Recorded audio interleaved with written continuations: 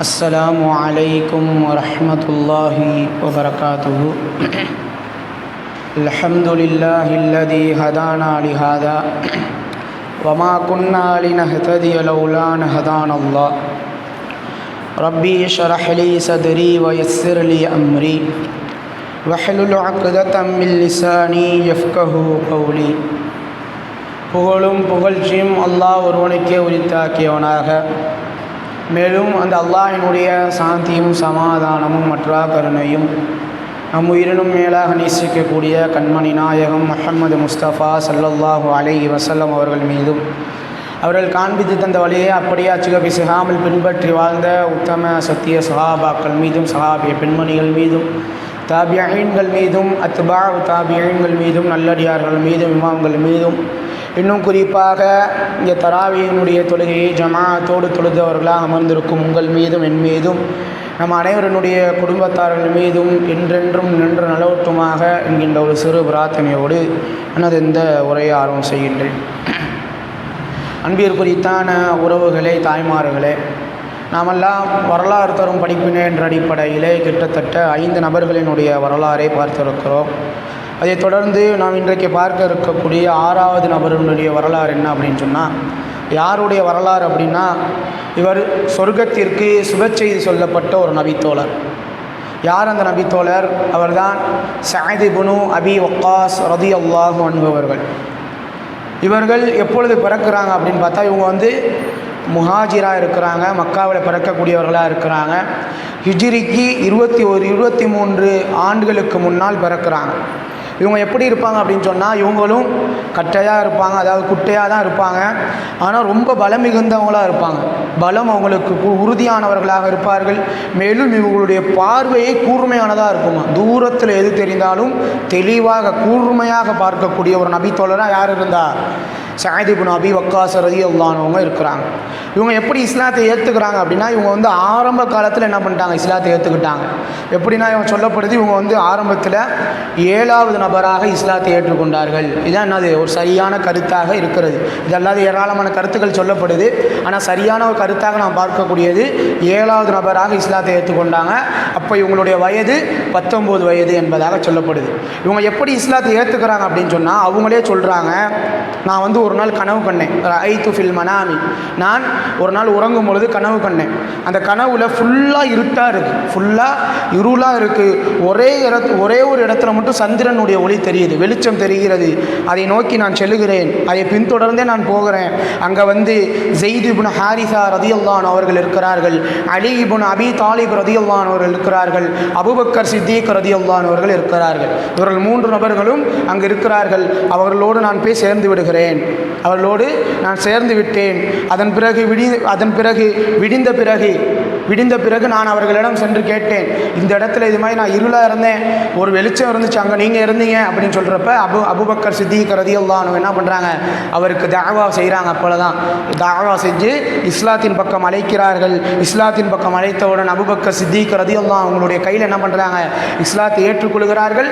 அதன் பிறகு தான் என்ன பண்ணுறாங்க? அண்ணன் பெருமானா ஸல்லல்லாஹு அலைஹி வஸல்லம் ஒரு இடத்துல இஸ்லாத்தை என்ன பண்ணுறாங்க? ரசூலாட்ட பையத்து செய்யக்கூடியவர்கள் என்ன பண்ணுறாங்க? சஅத் இப்னு அபி வக்காஸ் ரலியல்லாஹு அன்ஹு அவர்கள் இருந்து கொண்டிருக்கிறார்கள்.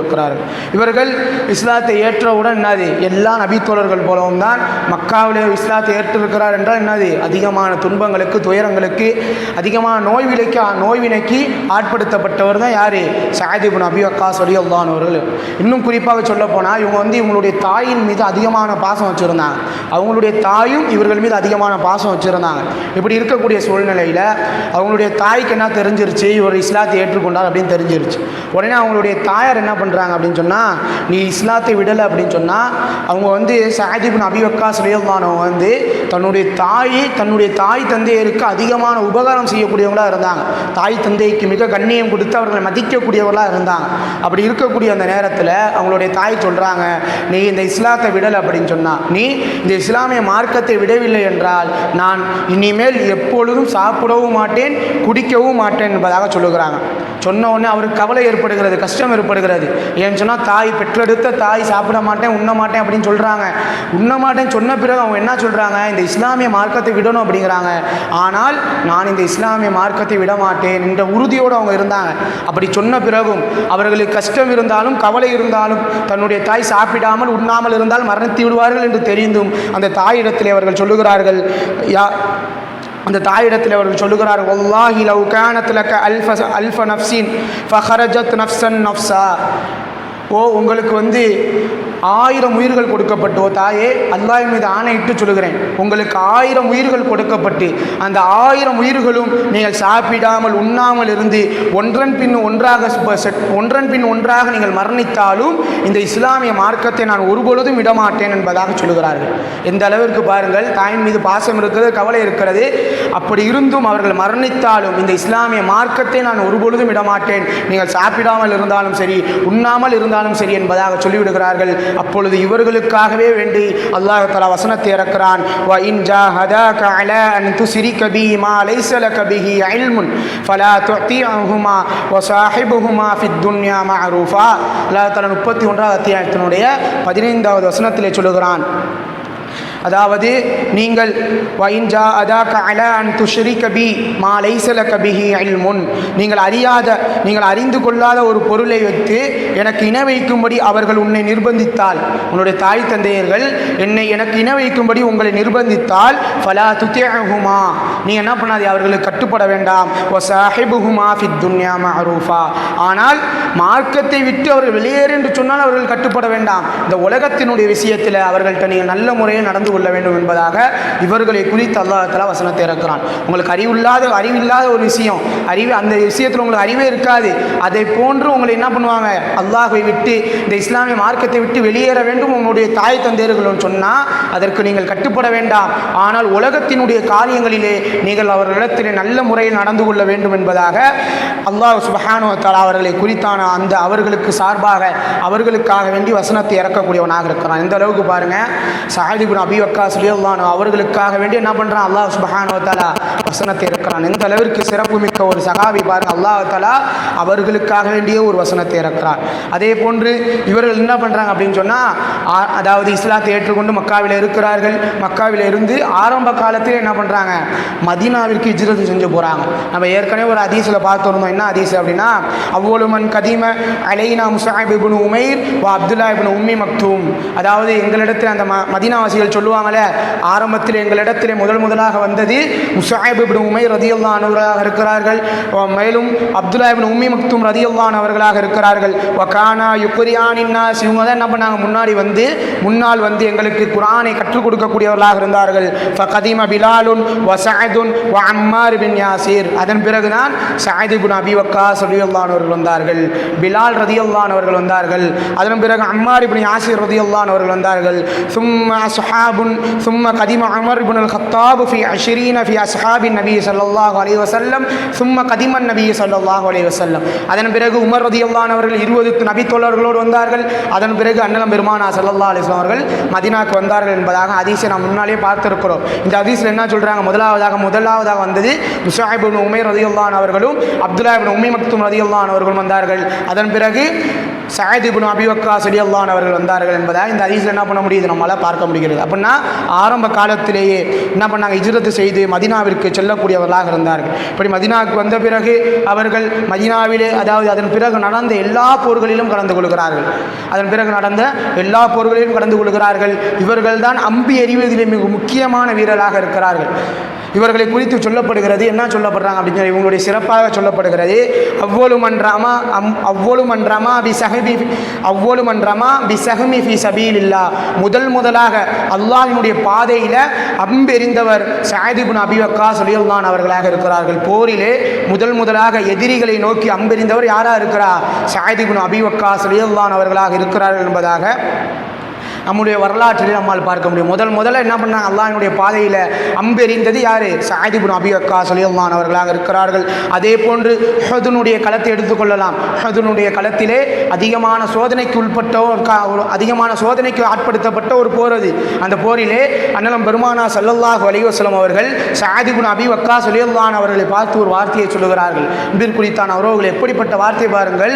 அண்ணலம் பெருமானா சொல்லுகிறார்கள் அவர்களை பார்த்து, இர்மி ஃபதாக அபி வ உம்மி, ஓ சஅத் இப்னு அபி வக்காஸ் அவர்களே, நீங்கள் இந்த எதிரிகளை நோக்கி அம்பை எறியுங்கள், நீங்கள் அந்த எதிரியை நோக்கி அம்பை எறியுங்கள். ஃபதாக அபி வ உம்மி, என்னுடைய தாயும் தந்தையும் உனக்கு அர்ப்பணமாகட்டும் என்பதாக அண்ணலம் பெருமானார் சஅத் இப்னு அபி வக்காஸ் ரலியல்லாஹு அன்ஹு அவர்களை பார்த்து சொல்லுகிறார்கள். அன்பிற்குரித்தான உறவுகளே, இந்த வார்த்தை என்பது சாதாரண வார்த்தை அல்ல.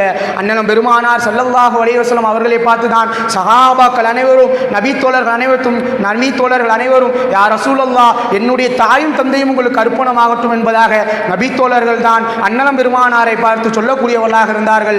ஆனால் அண்ணலம் பெருமானார் ஒரு மனிதரை பார்த்து சொல்லியிருப்பார்கள் என்றால், அண்ணலம் பெருமானார் இந்த வார்த்தையை குறித்து ஒரு மனிதரை சொல்லியிருக்கிறார்கள் என்றால் அது சஅத் இப்னு அபி வக்காஸ் ரலியல்லாஹு அன்ஹு அவர்களாக இருக்கிறார்கள். அதான் அலி இப்னு அபி தாலிப் ரலியல்லாஹு அன்ஹு அவர்கள் சொல்லுவார்கள், அன்றைய காலத்திலே உஹதுனுடைய போரிலே சஅத் இப்னு அபி வக்காஸ் ரலியல்லாஹு அன்ஹு அவர்களை பார்த்து மட்டும்தான் அண்ணலம் பெருமானார் இந்த வார்த்தையவே சொன்னார்கள் என்பதாக அலி இப்னு அபி தாலிப் ரலியல்லாஹு அன்ஹு அவர்கள் சொல்லக்கூடிய வார்த்தையை நம்மால் பார்க்க முடிகிறது.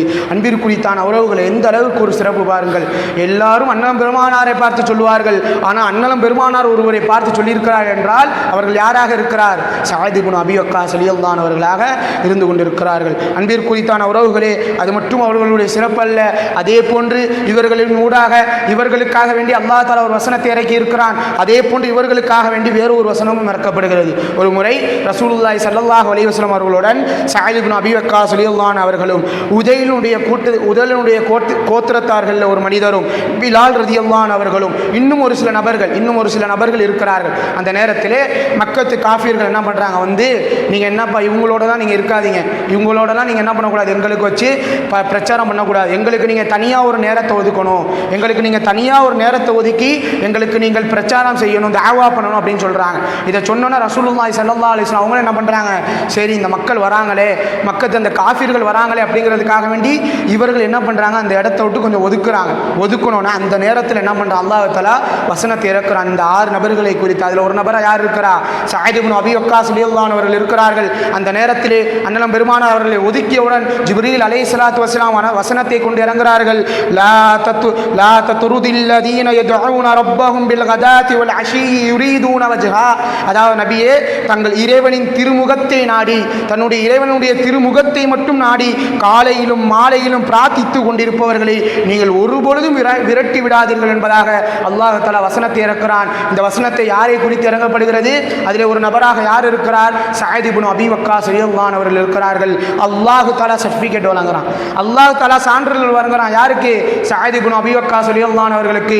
காலையிலும் மாலையிலும் அல்லாஹ்வினுடைய திருமுகத்தை நாடியே அவர் அல்லாஹ்விடத்திலே பிரார்த்தனை செய்யக்கூடியவராக, அல்லாஹ்விடத்திலே பிரார்த்திக்கக்கூடியவராக இருக்கிறார் என்பதாக அல்லாஹ் சுப்ஹானஹு வ தஆலா வர்ணித்து சொல்லுகிறான் சஅத் இப்னு அபி வக்காஸ் ரலியல்லாஹு அன்ஹு அவர்களே.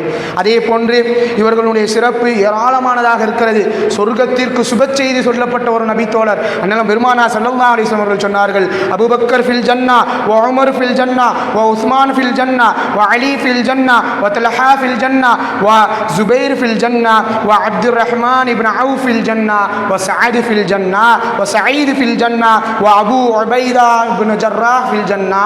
அபூபக்கர் சித்திக் ரலியல்லாஹு அன்ஹு அவர்கள் சொர்க்கவாசியாக இருக்கிறார்கள், உமர் ரலியல்லாஹு அன்ஹு சொர்க்கவாசியாக இருக்கிறார்கள், மேலும் உஸ்மான் ரலியல்லாஹு அன்ஹு, அலி ரலியல்லாஹு அன்ஹு அவர்கள், தல்ஹா ரலியல்லாஹு அன்ஹு, ஜுபைர் ரலியல்லாஹு அன்ஹு அவர்கள், அப்துர் ரஹ்மான் இப்னு அவுஃப் ரலியல்லாஹு அன்ஹு அவர்கள், இவர்கள் அனைவரும் சொர்க்கவாதியாக இருக்கிறார்கள். மேலும் அதிலே சஅத் இப்னு அபி வக்காஸ் ரலியல்லாஹு அன்ஹு அவர்களும் சொர்க்கவாதியாக இருக்கிறார்கள் என்பதாக அண்ணலம் பெருமானார் ஸல்லல்லாஹு அலைஹி வஸல்லம் அவர்கள் சொர்க்கத்திற்கு சுப செய்தி சொல்லப்பட்டவராக யார் இருக்கிறார்? சஅத் இப்னு அபி வக்காஸ் ரலியல்லாஹு அன்ஹு அவர்கள் இருந்து கொண்டிருக்கிறார்கள். அன்பிற்குரித்தான உறவுகளே, அது மட்டும் அவர் சிறப்பு கிடையாது. இவர் அல்லாஹ்விடத்திலே ஒரு விஷயத்தை வேண்டி பிரார்த்தனை செய்து விட்டார் என்றால், அல்லாஹ்விடத்திலே இவர் கையேந்தி விட்டார் என்றால், அல்லாஹ் சுப்ஹானஹு வ தஆலா அதை அப்படியே அங்கீகரிக்கக்கூடியவனாக இருக்கிறான். உடனே அங்கீகரித்து விடுவானான் இவர்கள் பிரார்த்தனை செய்தால். அண்ணலம் பெருமானார் ஸல்லல்லாஹு அலைஹி வஸல்லம் அவர்கள் இவர்களுக்காக வேண்டிய பிரார்த்தனை செய்கிறார்கள். பாருங்கள், அல்லாஹும்ம இஸ்தஜிப் லி ஸஅதின் இதா துஆக். யா அல்லாஹ், யா இறைவா, உன்னிடத்திலே ஸஅத் இப்னு அபீ வக்காஸ் ரலியல்லாஹு அன்ஹு அவர்கள் பிரார்த்தனை செய்தார்கள் என்றால் அதற்கு உடனே நீ பதிலளித்து விடு, அதற்கு நீ உடனே பதிலளிக்கக்கூடியவனாக இரு என்பதாக அவர்களுக்காக வேண்டிய அண்ணலம் பெருமானார் பிரார்த்தனை செய்கிறார்கள். அவர்கள் ஸஅத் இப்னு அபீ வக்காஸ் ரலியல்லாஹு அன்ஹு அவர்கள் அல்லாஹ்விடத்திலே பிரார்த்தித்தார்கள் என்றால் அது உடனடியாக அங்கீகரிக்கப்படக்கூடியதாக இருக்கிறது. அவருடைய சம்பவத்திலே நாம் இன்று எடுத்துக்கொள்ளலாம். உமர் ரலியல்லாஹு அன்ஹு ஒரு ஆட்சி காலத்திலே அந்த இவருடைய துவா எந்த அளவிற்கு பயனளிக்கிறது, அல்லாஹ் தஆலா எந்த அளவிற்கு உடனே பதிலளிக்கிறான் என்பதற்குண்டான உதாரணத்தை பாருங்கள். உமர் ரலியல்லாஹு அன்ஹுடைய ஆட்சி காலத்திலே கூஃபாவினுடைய அதிகாரியாக ஸஅத் இப்னு அபீ வக்காஸ் ரலியல்லாஹு அன்ஹு அவர்கள் இருக்கிறார்கள். அப்பொழுது கூஃபா வாசிகளில் சிலர் என்ன பண்ணுறாங்க, உமர் ரலியல்லாஹு அன்ஹு அவர்கள்ட்ட புகார் அளிக்கிறாங்க. எப்படி புகார் அளிக்கிறாங்க அப்படின்னா, ஸஅத் இப்னு அபீ வக்காஸ் ரலியல்லாஹு அன்ஹு அவர்கள் சரியான முறையில் தொழுக மாட்டேங்கிறாங்க, சரியான முறையில் எங்களுக்கு தொழுகை நடத்துவது கிடையாது, மேலும் அவர்கள் எங்கள்கிட்ட சரியான முறையில் எங்களிடத்தில் சரியான முறையில் நடந்து கொள்வது கிடையாது என்பதான ஒரு புகாரை உமர் ரலியல்லாஹு அன்ஹு அவர்களிடத்தில் எழுதி அனுப்புகிறார்கள். உடனே உமர் ரலியல்லாஹு அன்ஹு அவர்கள் என்ன பண்ணுறாங்க அப்படின்னா, ஸஅத் இப்னு அபீ வக்காஸ் ரலியல்லாஹு அன்ஹு அவர்களே அந்த பொறுப்பை விட்டு நீக்கிவிட்டு அந்த இடத்திலே வேறொரு மனிதர் என்ன பண்ணுறாங்க, அம்மார் ரலியல்லாஹு அன்ஹு அவர்களை ஆட்சியாளர் நியமித்து விட்டு ஸஅத் இப்னு அபீ வக்காஸ் ரலியல்லாஹு அன்ஹு அவர்களை உமர் ரலியல்லாஹு அன்ஹு அழைத்து கேட்கிறார்கள். என்னப்பா உன்னை பற்றி கூஃபாவாசிகள் இப்படி குறை சொல்கிறார்களே என்பதாக கேட்கும் பொழுது, யா அபு இஸ்ஹாக், இவருடைய பட்ட பேர் என்ன இருக்குது, குன்னியத், இவருடைய குன்னியத் என்ன அப்படின்னு சொன்னால் அபு இஸ்ஹாக் அப்படிங்கிற குன்னியத். இவரை குறித்து கேட்கிறாங்க உமர் ரலியல்லாஹு அன்ஹு அவர்கள், யா அபு இஸ்ஹாக்கே, நீங்கள் தொழுகையை முறையாக நடத்துவது இல்லையாமே என்று கூஃபாவாசிகள் சொல்கிறாங்களே, என்ன நீங்கள் இப்படி இருக்கிறீங்க அப்படின்னு கேட்குறாங்க. உடனே ஸஅத் இப்னு அபீ வக்காஸ் ரலியல்லாஹு அன்ஹு அவர்கள் சொல்லுகிறார்கள், அல்லாஹ்வின் மீது ஆணையாக சொல்லுகிறேன், அவர்களின் எனக்கு ரசூலுல்லாஹி ஸல்லல்லாஹு அலைஹி வஸல்லம் அவர்கள் எப்படி தொழுது காட்டினார்களோ அவ்வாறு நான் அந்த மக்களுக்கு தொழுகை நடத்தக்கூடியவனாக இருக்கிறேன், அதில் நான் அவர்களுக்கு எந்த ஒரு குறையுமே வைத்தது கிடையாது என்பதாக சொல்லுகிறார்கள். அதே போன்று அவர்கள் தொடர்ந்து சொல்லுகிறார்கள், அண்ணலம் பெருமானார் எப்படி இஷாயினுடைய முதல் இரண்டு ரக்காயத்துகளிலே நீண்ட ஆயத்துக்களை ஓதுவார்களோ அதே போன்று ஓதிதான் தொழுக வைத்தேன், அதன் பிறகு வரக்கூடிய 2 ரக்காயத்துகளை எப்படி சுருக்கமாக தொழுக வைப்பார்களோ அதே போன்றுதான் நான் தொழுக வைக்கக்கூடியவனாக இருந்தேன் என்பதாக அவர்கள் பதிலளிக்கக்கூடியவர்களாக இருந்தார்கள். உடனே உமர் ரலியல்லாஹு அன்ஹு அவர்கள் சொல்லுகிறார்கள், உன்னை பற்றிய நற்கருத்தில் தான் நானும் இருக்கிறேன் என்பதாக சொல்கிறார்கள். அப்படி இருந்தும் ஸஅத் இப்னு அபீ வக்காஸ் ரலியல்லாஹு அன்ஹு அவர்களை ஒரு சில மனிதர்களோடு நீங்கள் சென்று கூஃபாவிலே இவரை பற்றியான இவருடைய விஷயத்தை பற்றி விசாரணை விசாரித்து வாருங்கள் என்பதாக உமர் ரலியல்லாஹு அன்ஹு அவர்கள் ஸஅத் இப்னு அபீ வக்காஸ் ரலியல்லாஹு அன்ஹு அவர்களுடன் ஒரு சில மனிதர்களை கூஃபாவிற்கு அனுப்பி வைக்கிறார்கள். அதே போன்று கூஃபாவிற்கு வந்தவுடன் அவர்கள் இருக்கக்கூடிய எல்லா மஸ்ஜிதுகளிலும் எல்லா பள்ளிவாசல்களிலும் ஸஅத் இப்னு அபீ வக்காஸ் ரலியல்லாஹு அன்ஹு அவர்களை குறித்து கேட்கப்படுகிறது.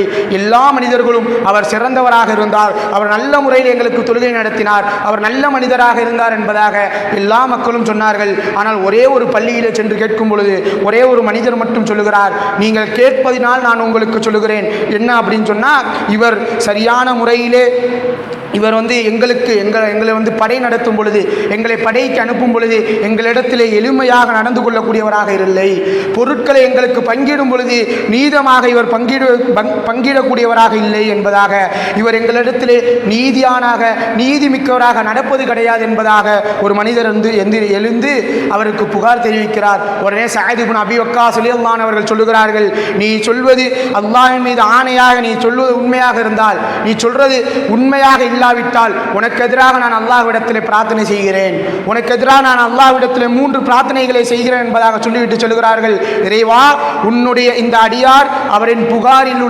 அவருடைய புகாரிலே பொய்யராக இருந்தார் என்றால், அவருடைய புகாரிலே அவருக்கு புகழ் வேண்டும் என்பதற்காக வேண்டி என்னை பற்றி புகார் சொல்லி பொய் சொல்லக்கூடியவராக இருந்தால் நீ அவருடைய ஆயுளை அதிகப்படுத்தி விடுவாயாக, மேலும் அவருடைய வறுமையை நீ அதிகப்படுத்துவாயாக, மேலும் அவரை பல சோதனைகளுக்கு உள்ளாக்குவாயாக என்பதாக 3 விதமான பிரார்த்தனையை சஅத் இப்னு அபீ வக்காஸ் ரலியல்லாஹு அன்ஹு அவர்களுக்கு எதிராக செய்கிறார்கள். அதன் பிறகாக அந்த ஹதீஸினுடைய கடைசியிலே பார்க்க முடிகிறது. அதன் பிறகு அவரை பார்க்கக்கூடிய மனிதர்கள் எல்லாம் சொன்னார்களாம், இவருக்கு கண் தெரியாமல் போய், அதாவது இவருடைய வயது முடிந்ததன் காரணத்தினால், ரொம்ப ஆண்டுகள் வாழ்ந்தாராம், இவருடைய வயதினுடைய காரணத்தில் இவருடைய புருவத்தினுடைய முடிகள் கண்களை மறைக்கக்கூடியதாக இருந்தது. மேலும் இவர் வறுமையிலே வாடி கடந்தார். மேலும் இவர் ரோட்டிலே செல்லும் பொழுது, பாதையிலே செல்லும் பொழுது கண் தெரியாமல் பிறர் மக்கள் மத்தியிலே இடிக்கக்கூடியவராக இருந்தார் என்பதாக சொல்லப்படுகிறார். அந்த அளவிற்கு வயது முடிந்தவராக இவர் வாழ்ந்தார் என்பதாக சொல்லப்படுகிறது. அந்த அளவிற்கு சஅத் இப்னு அபீ வக்காஸ் ரலியல்லாஹு அன்ஹு அவர்களுடைய ஒரு பிரார்த்தனை எப்படி உடனே அல்லாஹ் தஆலா பதிலளித்திருக்கிறான் என்பதை குறித்தான அந்த உதாரணத்தை இந்த ஹதீஸின் மூலமாக நாங்கள் நம்மால் விளங்க முடியும். அன்பிற்குரித்தான உறவுகளே, இவர்கள் அனைத்து விதமான எல்லா போர்களிலும் கலந்து கொள்கிறார்கள். அன்னலம் பெருமானார் ஸல்லல்லாஹு அலைஹி வஸல்லம் அவர்களோடு அவர்கள் வாழும் பொழுது அனைத்து விதமான போர்களிலும் கலந்து கொள்கிறார்கள். அவர்கள் மரணித்த பிறகும் அபூபக்கர் சித்திக் ரலியல்லாஹு அன்ஹு அவர்களுடைய ஆட்சி காலம் முடிகிறது. அதன் பிறகு உமர் ரலியல்லாஹு அன்ஹு அவர்களுடைய ஆட்சி காலம். அந்த ஆட்சி காலத்திலே காதிசியா என்று சொல்லப்படக்கூடிய ஒரு போருக்கு 30,000 மனிதர்களோடு அந்த போருக்கு செல்கிறார்கள். இவர்கள் வருவதை தெரிந்தவுடன் அந்த காதிசியா மக்கள் பயத்தின் காரணத்தினால், அச்சத்தின் காரணத்தினால் பயந்து கொண்டிருக்கிறார்கள். இவர்கள் சென்று அந்த காதிசியா போரிலே வெற்றி பெற்று வருகிறார்கள். அது மட்டுமல்ல அன்பிற்குரித்தான உறவுகளே, அதன் பிறகு உமர் ரலியல்லாஹு அன்ஹு அவர்கள் மரணிக்கிறார்கள். உஸ்மான் ரலியல்லாஹு அன்ஹு அவருடைய ஆட்சி காலம் வருகிறது. ஆட்சி காலம் வந்த பிறகு உஸ்மான் ரலியல்லாஹு அன்ஹு அவர்கள் கொல்லப்படுகிறார்கள். அதுதான் என்னது, இந்த இஸ்லாமிய மார்க்கத்தில் அவர்கள் கொல்லப்பட்டதுதான் குழப்பங்களிலே, ஃபித்னாக்களிலே முதலாவது குழப்பமாக ஃபித்னாவாக இருக்கிறது. அதன் பிறகு நடந்த ஒரு சில அந்த விஷயங்களிலே, அதன் பிறகு நடந்த சமாச்சாரங்களிலே இவர் கலந்து கொள்ளவில்லை. அதாவது அவர்கள் கொல்லப்பட்டதற்காக வேண்டி ஒரு குழப்பம் ஏற்பட்டு 2 தரப்பினருக்கு மத்தியிலே போர் ஏற்படும். முஸ்லீம்களுக்கு மத்தியிலே போர் ஏற்படும். அந்த போரிலே இவர் என்ன பண்ணல, கலந்து கொள்ளவில்லை. முற்றிலும் அனைத்தையும் விட்டு என்ன பண்ணிட்டாரு, விலகியவராக இருந்து விட்டார். அது மட்டுமல்ல அன்பிற்குரித்தான உறவுகளே, இவர் போர்களிலும் வீரமானவராக இருந்தார். அனைத்து விஷயங்களிலும் தேர்ச்சி பெற்றவராக இருந்தார். இன்னும் ஹதீஸ்களிலே பார்த்தோம் என்றால் ஹதீஸ்களை அறிவிக்கக்கூடியவராக கிட்டத்தட்ட 200க்கும் மேற்பட்ட ஹதீஸ்களை அறிவிக்கக்கூடியவராக இருந்தார். அது மட்டுமல்ல அன்பிற்குரித்தான உறவுகளே, அவர் அறிவித்த ஹதீஸ்களில் மிக முக்கியமான ஹதீஸ் என்ன தெரியுமா? நாமெல்லாம் இந்த ஒரு பிரார்த்தனை வைத்து பிரார்த்தனை கேட்டால் அல்லாஹ் தஆலா உடனே அங்கீகரித்து விடுவான் என்பதாக அன்னலம் பெருமானார் சொல்வதாக ஒரு ஹதீஸை இவர் அறிவித்திருக்கிறார். என்ன ஹதீஸ் அப்படின்னு சொன்னா, தஅவத்து தின்னூன் இதா தஆ வஹுவ ஃபீ பத்னில் ஹூத், அதாவது ஹூத்தினுடைய திமிங்கலத்தினுடைய வயிறில் இருந்தவர் பிரார்த்தனை செய்தாரே, அழைத்தாரே, அந்த அழைப்பின் போல் நீங்கள் அழைத்தீர்கள் என்றால், அவர் எப்படி அழைத்தால், லா இலாஹ இல்லா அன்த சுப்ஹானக இன்னி குன்து மினல் ஸாலிமீன், இறைவா வணங்குவதற்கு தகுதியானவன் உன்னை தவிர வேறு யாரும் இல்லை, நீனே பரிசுத்தமானவனாக இருக்கிறாய், நான் அநியாயக்காரர்களில் ஒருவனாக இருக்கிறேன் என்பதாக திமிங்கலத்தின் வயிற்றில் இருக்கக்கூடிய அந்த யூனுஸ் அலைஹிஸ்ஸலாத்து வஸலாம் அவர்கள் எப்படி அல்லாஹ்வை அழைத்து பிரார்த்தனை செய்தார்களோ, அதே போன்று யார் இந்த பிரார்த்தனையை சொல்லி இந்த பிரார்த்தனையை ஓதிவிட்டு யார் அல்லாஹ்விடத்தில் பிரார்த்திக்கிறாரோ, ஃபஇன்னஹு லம் யதஉ பிஹா ரஜுலுன் முஸ்லிமின் ஃபீ ஷைஇன் கத்து இல்லா இஸ்திஜாப அல்லாஹு லஹு, அவர் இதை துவைத்துவிட்டு இந்த துஆவை ஓதிவிட்டு அல்லாஹ்விடத்தில் பிரார்த்தனை செய்தார் என்றால் அந்த பிரார்த்தனை பதிலளிக்கப்படாமல் ஒரு பொழுதும் விட்டுவிடப்படாது என்பதாக இவர் யார் அறிவிக்கிறார்? சஅத் இப்னு அபீ வக்காஸ் ரலியல்லாஹு அன்ஹு அவர்கள் மிக முக்கியமான ஒரு ஹதீஸை அறிவிக்கிறார்கள். திமிங்கலத்தினுடைய வயிற்றில் இருந்தவர் அழைத்து அல்லாஹ்வை பிரார்த்தனை செய்ததன் போல அந்த பிரார்த்தனை வைத்து நீங்கள் அழைத்து அதை கேட்டுவிட்டு அதன் பிறகு நீங்கள் எந்த பிரார்த்தனையை கேட்டாலும் அல்லாஹ் அங்கீகரிக்கக்கூடியவனாக இருக்கிறான் என்பதான மிக முக்கியமான ஒரு பிரார்த்தனையை, மிக முக்கியமான ஒரு ஹதீஸை யார் அறிவித்தார்? சஅத் இப்னு அபீ வக்காஸ் ரலியல்லாஹு அன்ஹு அவர்கள் அறிவிக்கக்கூடியவர்களாக இருந்தார்கள். அதே போன்று இவர்களுக்கான மரணம் ஏற்படுகிறது. மதீனாவிலே அகீக் என்கின்ற ஒரு பகுதியிலே, மதீனாவை தள்ளி மதீனாவிற்கு 10 மைல்கள் தூரமாக 10 மைல்கள் தள்ளி இருக்கக்கூடிய ஒரு இடம். அந்த இடத்துல என்ன பண்றாங்க, இவர்கள் மரணத்தை அடைய போகிறார்கள். அந்த மரணத்தினுடைய வேலையில் இவர்கள் சொல்லுகிறார்கள் அந்த மக்களிடத்திலே, நீங்க என்ன பண்ணணும் அப்படின்னு சொன்னா, இவர்கள் தான் முஹாஜிர்களிலே மக்காலிருந்து மதீனாக்கு வந்தவர்களிலேயே கடைசியாக மரணித்தவர்கள் என்பதாக என்ன பண்ணது சொல்லப்படுகிறது. அதே போன்று அந்த சோனத்திற்கு சுப செய்தி சொல்லப்பட்டாங்களா இல்லையா, 10 நபர்கள், அதிலே கடைசியாக மரணித்தவரும் இவர்தான் என்பதாக ஒரு கருத்து என்ன பண்ணது சொல்லப்படுகிறது. இவருடைய மரண தருவாயாக இருக்கும் பொழுது அவர் சொல்லுகிறார், கஃபினூனி ஃபீஹா ஃபஇன்னி குன்து லகீதுல் முஷ்ரிகீன், ஒரு ஆடை எடுத்து காண்பிக்கிறார். ஒரு ஆடை எடுத்து காண்பித்து இந்த ஆடையில் தான் நீங்க என்ன பண்ணணும் அப்படின்னு சொன்னா, என்னை கஃபன் கஃன் செய்ய வேண்டும், நீங்கள் இந்த ஆடையில் தான் என்னை கஃன் செய்ய வேண்டும். ஏன் தெரியுமா? இந்த ஆடையோடு தான் நான் முஷ்ரிக்கீன்களை ஃபீ யௌமி பத்ரின் வஹிய அலைய, நான் பத்ரு போரிலே பத்ரினுடைய களத்திலே இதே ட்ரெஸ்ஸோடு தான் நான் அவர்களை சந்தித்தேன். ஆக இந்த ட்ரெஸ்ஸோடு தான் நான் அல்லாஹ்வுடைய எதிரிகளை எந்த ஆடையின் மூலமாக சந்தித்தனோ, எந்த ஆடையில் சந்தித்து அவர்களை நாம் வெற்றி கொண்டோமோ அதே ஆடையின் மூலமாக நான் அல்லாஹ்வை சந்திக்க வேண்டும். ஆகையால் இந்த ஆடையிலே என்னை நீங்கள் கஃன் செய்ய வேண்டும் என்பதாக சஅத் இப்னு அபீ வக்காஸ் ரலியல்லாஹு அன்ஹு அவர்கள் சொன்னார்கள். அன்பிற்குரித்தான உறவுகளே, எப்படிப்பட்ட ஒரு எண்ணம் பாருங்கள். அவர்கள் என்னதான் வீரராக இருந்தாலும் நமக்கு பின்னால் ஒரு மரணம் வரப்போகிறது என்பதாக எண்ணி அந்த பத்ரு போரிலே கலந்து கொண்ட ஆடையை பத்திரப்படுத்தி வைத்து அதை அவர் மரணிக்கும் பொழுது எடுத்து கொடுக்கிறார். நான் இந்த ட்ரெஸ்ஸோடு போய் அல்லாஹ்வை சந்திக்க வேண்டும். ஏன் அந்த எண்ணத்தை அவர் கொள்கிறார்? ஏனென்றால் பத்ரு போரிலே கலந்தவர்களுக்கு உண்டான சிறப்பு என்ன?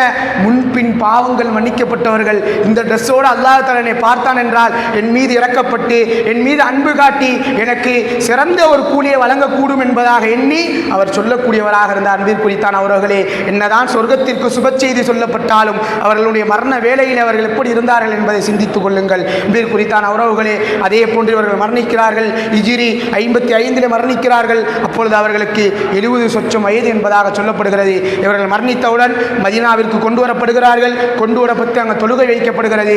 அப்பொழுது ஆயிஷா சித்திகா ரலியல்லாஹு அன்ஹா என்ன பண்ணுறாங்க அப்படின்னு சொன்னால், இவருடைய அந்த மரணத்தை அவர்கள் மஸ்ஜித் நபவிக்கு கொண்டு வர சொல்லுகிறார்கள். ஆயிஷா சித்திகா ரலியல்லாஹு அன்ஹா கொண்டு வர சொல்லி, நாங்கள் அனைவரும், அதாவது ரசூலுல்லாஹ்வினுடைய மனைவிமார்களாக இருக்கக்கூடிய அந்த உம்மஹாத்துல் முஃமினீன் என்று சொல்லப்படக்கூடிய அனைத்து நம்முடைய முஃமின்களுடைய அன்னையர்களாக இருக்கக்கூடிய அந்த தாய்மார்கள் எல்லாம் சஅத் இப்னு அபீ வக்காஸ் ரலியல்லாஹு அன்ஹு அவருடைய மரணத்தை நீங்கள் மஸ்ஜித் நபவிக்கு கொண்டு வர வேண்டும், அங்கு நாங்கள் தொழுகை வைக்க வேண்டும் என்பதாக கேட்கிறார்கள். உடனே சஅத் இப்னு அபீ வக்காஸ் ரலியல்லாஹு அன்ஹு அவர்களுடைய அந்த ஜனாசா பள்ளிவாசலுக்கு கொண்டு வரப்படுகிறது. அதன் பிறகு அங்கு பெண்கள் தொழுகை வைத்து அந்த பள்ளியில பெண்கள் எல்லாம் அவருடைய ஜனாசாவை வைத்து தொழுகிறார்கள். அப்படி தொழுதவுடன் அப்பொழுது மக்களுக்கு மத்தியிலே சலசலப்பு ஏற்படுகிறது. என்ன சலசலப்பு ஏற்படுகிறது அப்படின்னு சொன்னால், பள்ளியில் எப்படி நீங்கள் ஜனாசா தொழுகை வைக்கலாம் அப்படின்னு கேட்குறாங்க அந்த காலத்தில் வாழ்ந்த சகாபாக்கள். ஏன்னு சொன்னால், அல்லாஹ்வினுடைய தூதர் வாழுகின்ற பொழுது பள்ளியில் என்ன பண்ண மாட்டாங்க, ஜனாசா தொழுகை வைக்க மாட்டாங்க. தனியாக ஒரு இடம் வச்சுருந்தாங்க. அந்த இடத்துல தான் என்ன பண்ணுவாங்க, ஜனாசா தொழுகை வைப்பார்கள். இதை கேட்டவுடன் ஆயிஷா சித்திகா ரலியல்லாஹு அன்ஹா அவர்கள் பதிலளிக்கிறார்கள். எந்த அளவுக்கு பாருங்கள், இஸ்லாமிய மார்க்கத்தினுடைய சட்ட திட்டங்களை அறிந்து வைத்திருந்தார்கள், எந்த அளவிற்கு ஃபகீஹாவாக இருந்தார்கள் பாருங்கள். அவர்கள் உடனே பதிலளிக்கிறார்கள். அவர்களுக்கு, உங்களுக்கு தெரியாதா, அன்னலம் பெருமானா ஸல்லல்லாஹு அலைஹி வஸல்லம் அவர்களை அன்னலம் பெருமானா ஸல்லல்லாஹு அலைஹி வஸல்லம் அவர்கள் மரணித்து சிறுகாலம் தான் ஆகிறது. அதுக்குள்ளாட்டி நீங்கள் இந்த ஹதீஸை மறந்து விட்டீர்களா? அதுக்குள்ளாட்டி இந்த செயலை நீங்கள் மறந்து விட்டீர்களா? என்ன செயல் அப்படின்னு சொன்னால், சுஹைல் இப்னு பைதா என்ற நபித்தோழரை அன்னலம் பெருமானா ஸல்லல்லாஹு அலைஹி வஸல்லம் அவர்கள் பள்ளியில் வைத்து தானே தொழுகை வைத்தார்கள். இந்த விடயத்தை நீங்கள் மறந்து விட்டீர்களா என்பதாக அந்த மக்களை குறித்து கேட்கக்கூடியவர்களாக இருந்தார்கள். அன்பிற்குரித்தான உறவுகளே, இதில் நாம் இன்னொரு விடயத்தை விளங்க வேண்டும். பெண்கள் ஜனாசா தொழுகையை தொழுகலாமா என்று கேட்டால் தொழுகலாம். இதில் என்னது, இந்த ஹதீஸ் மூலியமாக நமக்கு விளங்குகிறது. இந்த ஹதீஸ் முஸ்லீமில் பதிவு செய்யப்பட்டிருக்கிறது. பெண்கள் ஜனாசா தொழுகை தொழுகலாமா என்று கேட்டால் தொழுகலாம், தாராளமாக தொழுகலாம். இதில் எந்த விதமான பிரச்சனையும் கிடையாது. அவர்கள் கபருக்கு செல்லலாம் என்று சொன்னாலும் என்ன பண்ணலாம், செல்லலாம். ஆனால் குழப்பம் ஏற்படும், ஃபித்னா ஏற்படும் என்கின்ற காரணம் இருந்தாலே தவிர என்ன பண்ணக்கூடாது, அவர்கள் செல்லக்கூடாது. அன்பிற்குரித்தான உறவுகளே, இவர்களுடைய, அதாவது அந்த நபித்தோழர்கள் கேட்ட ஒரு விடயத்தை நாம் விளங்க வேண்டும். அவர்கள் பெண்கள் தொழுதற்காக வேண்டி என்ன பண்ணல, அந்த நபித்தோழர்கள் கேட்கல, நீங்கள் ஏன் பள்ளியில் தொழு வச்சிங்கன்னு தான் கேட்டாங்க. நீங்கள் ஏன் இந்த ஜனாசாவுக்கு தொழுக வைத்தருன்னு என்ன பண்ணல, அங்கே வாழ்ந்த மக்களும் என்ன பண்ணல, கேட்கல அல்லாஹ் அவர்களிடத்திலே. ஆக பெண்கள் என்ன பண்ணலாம், ஜனாசா தொழுக வைக்கலாம் என்பதை என்ன பண்ண முடியுது, நம்மளால் இதன் மூலியமாக விளங்கப்படுகிறது. அன்பிற்குரித்தான உறவுகளை, அவர்களுடைய மிகச்சிறந்த சிறப்பு இதுதான். பார்த்துக்கோங்க, எத்தனை நபர்கள், எத்தனை நபித்தோழர்கள் மரணித்தார்கள். ஆனால் சஅத் இப்னு அபீ வக்காஸ் ரலியல்லாஹு அன்ஹு அவர்களுடைய ஜனாசாவை மட்டும், அதாவது ரசூலுல்லாஹ்வினுடைய மனைவிமார்கள் அனைவரும் கேட்டு வாங்கி தொழுது இருக்கிறார்கள் என்றால் எந்த அளவிற்கு சிறப்பு பெற்ற ஒரு சகாபி என்பதை பார்த்துக் கொள்ளுங்கள். அன்பிற்குரித்தான உறவுகளே, இவர்கள் அதாவது ஹிஜ்ரி 55 மரணிக்கிறார்கள். அதன் பிறகு இவர்களுக்கு தொழுகை வைத்து, அதாவது அதன் பிறகு என்ன பண்ணுறாங்க, அடக்கம் செய்யப்பட்டு விடுகிறார்கள். அன்பிற்குரித்தான உறவுகளை, இவருடைய வாழ்க்கையிலிருந்து நமக்கு கிடைக்கக்கூடிய முக்கியமான ஒரு படிப்பினை என்ன அப்படின்னு சொன்னால், இவர்கள் என்னதான் சோதனைக்கு ஆட்படுத்தப்பட்டாலும் தன்னுடைய அன்பின் மூலியமாக, ஒருவர் ஒரு அன்பின் மூலியமாக நம்ம வந்து சோதித்தால் அதில் என்ன பண்ணுவோம், நம்ம தடுமாறி சென்று விடுவோம். தன்னுடைய தாய் எப்படி சோதிக்கிறார்கள், நான் சாப்பிட மாட்டேன், உண்ண மாட்டேன், நான் அப்படியே செத்து விடுவேன் என்று சொல்லுகிறார்கள். அப்படி இருந்தும் அவர்கள் என்ன பண்ணல, இஸ்லாத்தை விடக்கூடியவர்களாக இருக்கவில்லை. அன்பிற்குரித்தான உறவுகளே, எப்படிப்பட்ட சோதனை வந்தாலும் சரி அதிலே பொறுமை காத்து அதை நாம் அதிலே அந்த சோதனையை நாம் சாதனையாக்க வேண்டும். அதனால் தான் அல்லாஹ் சுப்ஹானஹு வ தஆலா ரசூலை பார்த்து சொல்கிறான், ஓ நபியே, நீங்கள் மக்களிடத்திலே சொல்லுவீர்களாக, குல்லை யுசீபனா இல்லாமா கதபல்லாஹு லனா ஓ மௌலானா. அந்த மக்கள் எப்படிப்பட்டவர் என்றால், தனக்கு எந்த ஒரு கஷ்டம் எந்த ஒரு சோதனை வந்தாலும் அது அல்லாஹ்விடத்தில் தான் இருந்து வந்தது. ஓ மௌலானா, அவனே எங்களுக்கு பாதுகாவலனாக எங்களை பாதுகாக்கக்கூடியவனாக இருக்கிறான் என்பதாக சொல்லுவார்கள் என்பதாக அல்லாஹ் சுப்ஹானஹு வ தஆலா சொல்லி காட்டுகிறான்.